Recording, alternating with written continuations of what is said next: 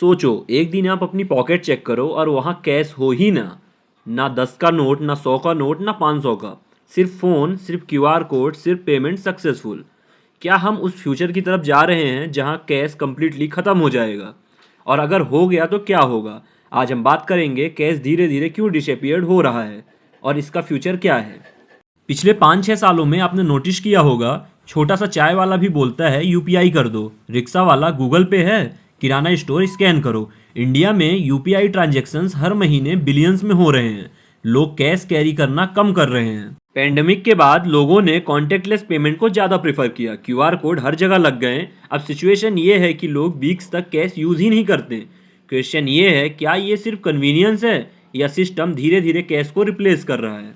सिर्फ इंडिया नहीं, स्वीडन जैसी कंट्रीज़ में भी कैश ऑलमोस्ट डिसअपियर हो चुका है। वहाँ कुछ बैंक्स कैश एक्सेप्ट ही नहीं करते। पब्लिक ट्रांसपोर्ट में कैश अलाउ ही नहीं है। चाइना में लोग स्ट्रीट फूड तक क्यूआर से लेते हैं। गवर्नमेंट्स डिजिटल पेमेंट को क्यों पुश कर रही हैं?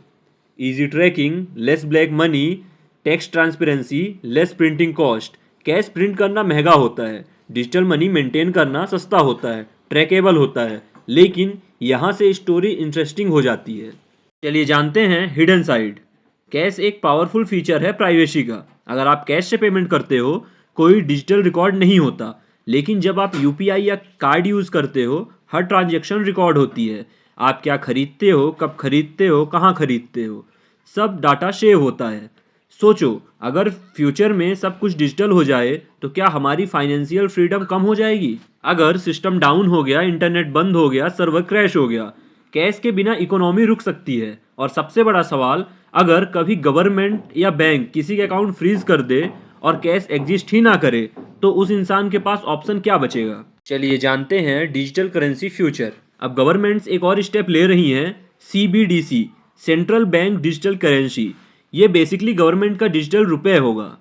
इसका मतलब फ्यूचर में आपका पैसा डायरेक्टली सेंट्रल बैंक के रिकॉर्ड में हो सकता है। कन्वीनियंस बढ़ेगी, स्पीड बढ़ेगी, लेकिन कंट्रोल भी बढ़ेगा।